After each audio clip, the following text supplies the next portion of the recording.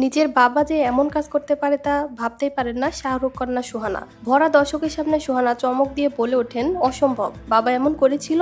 অমিতাভ বচ্চনের মুখে নিজের বাবার এই অজানা কাহিনী শুনে একেবারে চমকে ওঠেন সুহানা। কিন্তু জানেন কি এমন কি করেছিলেন শাহরুখ যা বিশ্বাস করতে পারছেন না? সুহানার আসল সত্যটা জানলে অবাক হয়ে যাবেন আপনিও।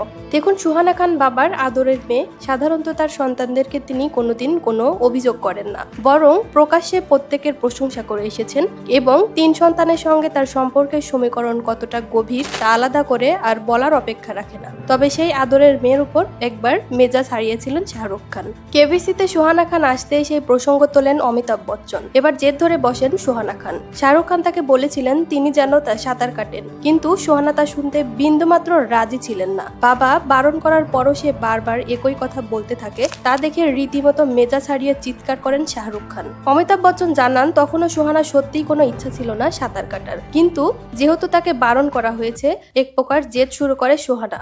সেই একবারে হয়তো আমার কোনো কাজ করতে নিষেধ করেছিলেন। বাবা কখনোই কোনো কাজে বাধা দেন না। 2023 সালে শেষে মুক্তি পেয়েছে সুহানা খানের প্রথম কাজ দি আর্জিয়াস, যেখানে তার কাজ বেশ প্রশংসিত। যদিও খুশি কাপুর সেভাবে দর্শক মনে জায়গা করতে পারেননি।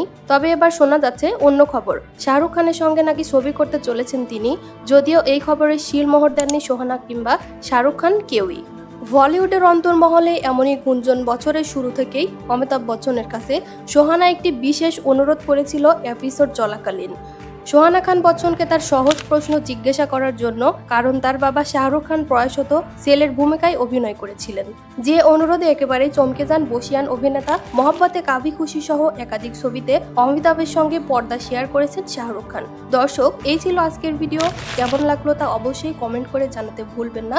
দেখা হবে পরবর্তী কোনো ভিডিওতে। সে পর্যন্ত সবাই ভালো থাকবেন, সুস্থ থাকবেন। ধন্যবাদ।